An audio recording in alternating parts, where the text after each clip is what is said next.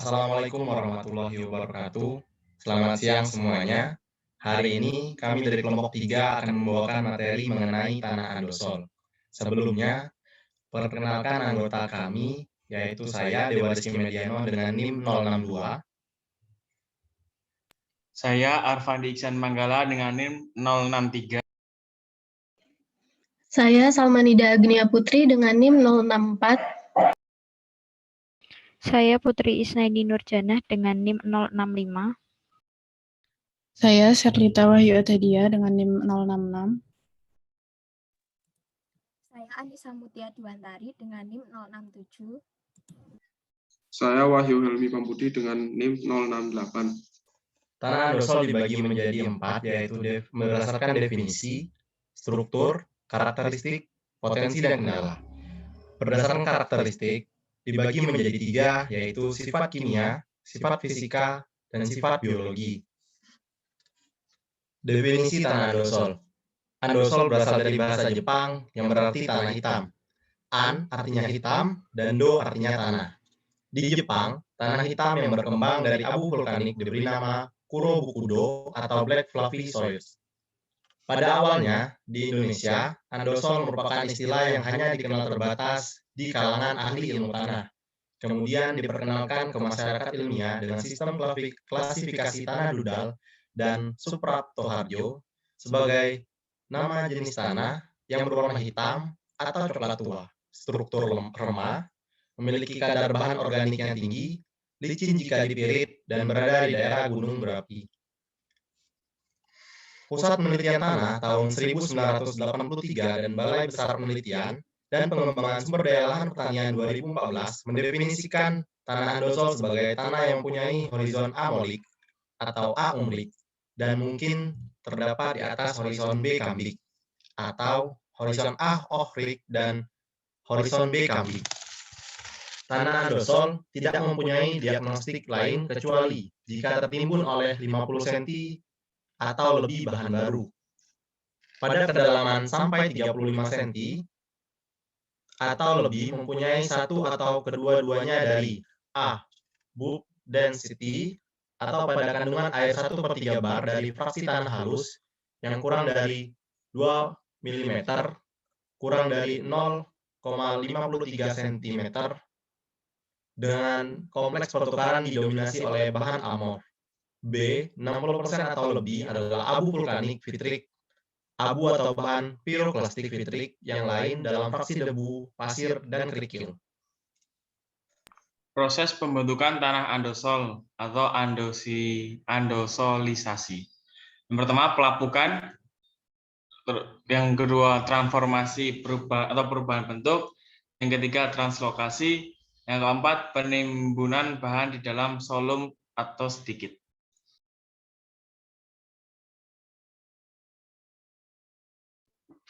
Warna, tekstur, dan struktur tanah andosol.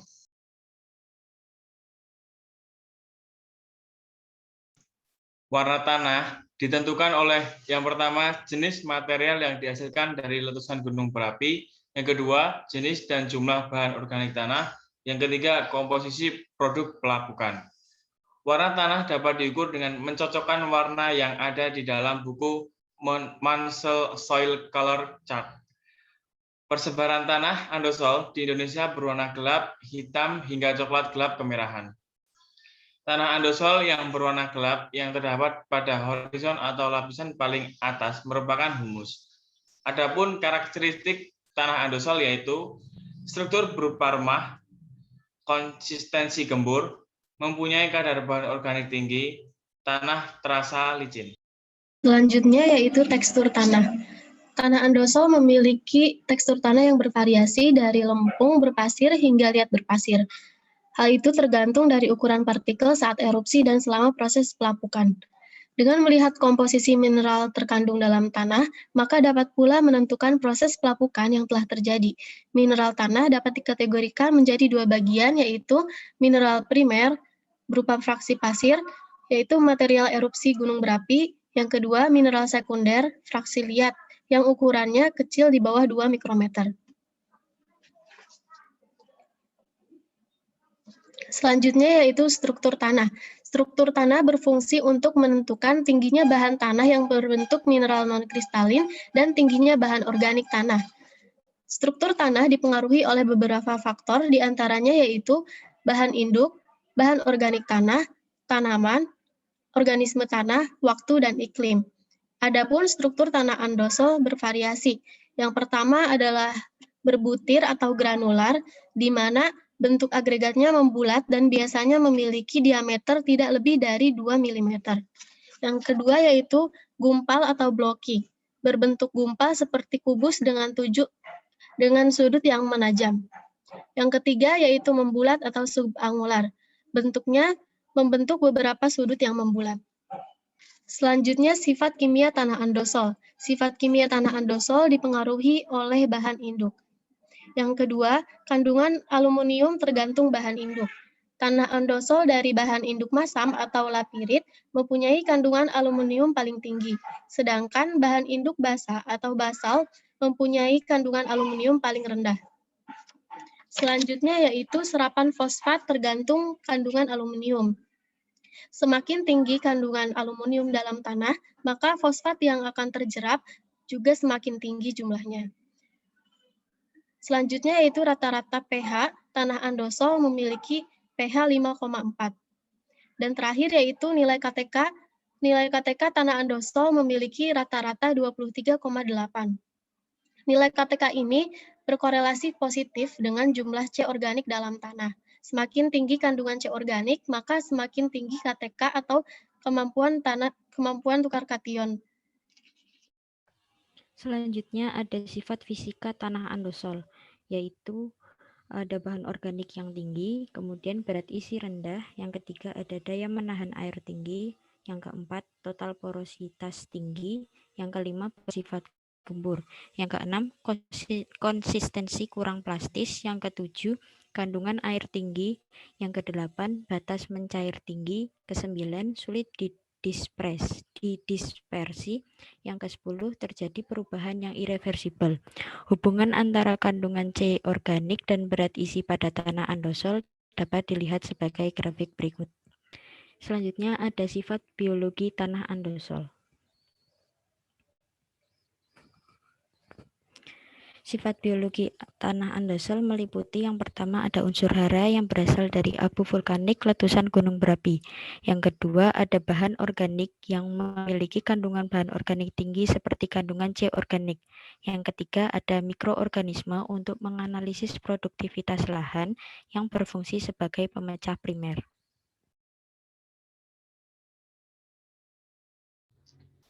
Unsur hara. Unsur hara utama tanah andosol berasal dari abu vulkanik letusan gunung berapi, sehingga menyebabkan tanah andosol memiliki kandungan unsur hara yang tinggi. Unsur hara yang tinggi inilah menyebabkan tanah menjadi subur dan baik untuk tanaman. Selanjutnya ada bahan organik. Tanah andosol memiliki kandungan bahan organik tinggi pada lapisan atas dan tengah, tetapi kurang pada lapisan bawah. Tanah andosol memiliki warna hitam disebabkan oleh kandungan asam humat yang ada di dalam tanah andosol. Memiliki kandungan C organik yang lebih tinggi dibandingkan jenis tanah lainnya, terutama pada lahan kebun campuran. Kandungan C organik juga mempengaruhi populasi bakteri dan populasi jamur pada tanah andosol. Berikutnya ada mikroorganisme. Populasi mikroorganisme merupakan parameter penting guna menduga produktivitas suatu lahan karena mikroorganisme tanah merupakan pemecah primer, sehingga perlu untuk mengetahui perbedaan sifat biologi tanah yang didekati dengan pengukuran respirasi tanah, populasi total bakteri, dan populasi total jamur. Mikroorganisme pada tanah andosol sendiri terdiri dari mikrofauna dan makrofauna. Pada mikrofauna meliputi protozoa dan nematoda, pada makrofauna meliputi cacing tanah.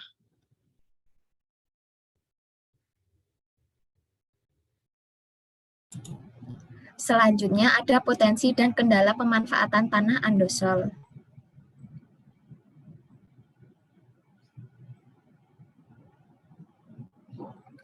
Tanah andosol merupakan tanah yang sebagian besar penyebarannya berada pada dataran tinggi dan hanya sedikit di dataran menengah. Tanah andosol sendiri berkembang dari bahan-bahan gunung berapi dan dikenal sebagai tanah yang paling subur dibandingkan dengan jenis tanah yang lainnya.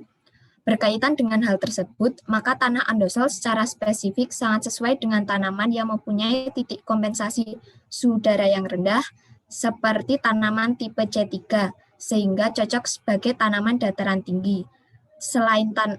Seperti tanaman sayuran. Selain tanaman sayuran, tanaman tahunan yang sesuai di dataran tinggi diantaranya adalah teh, kopi, kina, apel, jeruk, dan kayu manis, serta tanaman kehutanan seperti Eucalyptus urophylla.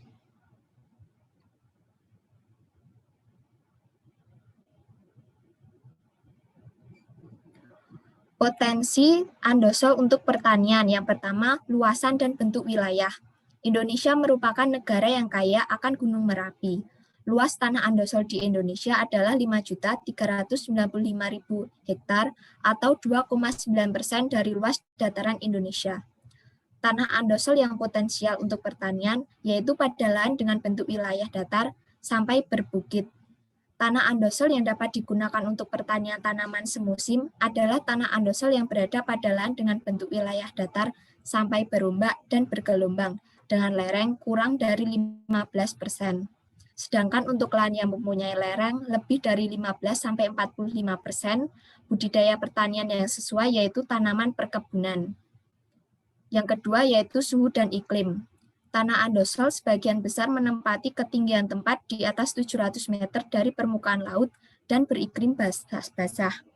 Kondisi suhu udara yang sejuk berkisar antara 16-22 derajat Celcius sangat memungkinkan untuk pertumbuhan dan perkembangan komoditas pertanian dataran tinggi.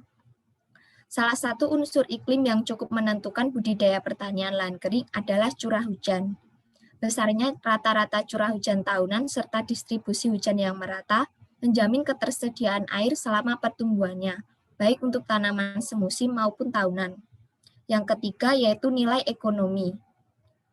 Praktek pertanian di tanah andosol yang menghasilkan tanaman sayur-sayuran, bunga-bungaan, dan tanaman perkebunan dapat memberikan keuntungan langsung kepada petani selain menghasilkan berbagai jasa yang dibutuhkan masyarakat seperti objek wisata agro, penyedia lapangan kerja, penggalang ketahanan pangan, dan penyedia berbagai fungsi lingkungan seperti pengendali erosi, lingkungan, penghasil oksigen, dan pengatur tata air das. Yang keempat yaitu ketersediaan teknologi. Untuk tanaman perkebunan, ketersediaan teknologi tanaman teh dan kina sudah banyak dihasilkan oleh Pusat Penelitian Teh dan Kina. Sementara untuk tanaman kopi banyak dihasilkan oleh Pusat Penelitian Kopi dan Kakao Indonesia.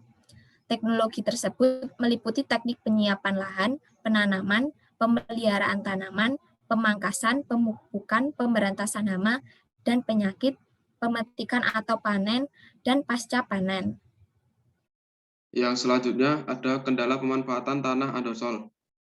Yang pertama, topografi. Tanah andosol yang umumnya terletak pada lereng-lereng gunung berapi dengan topografi dominan berbukit sampai bergunung sangat rentan terhadap erosi dan longsor.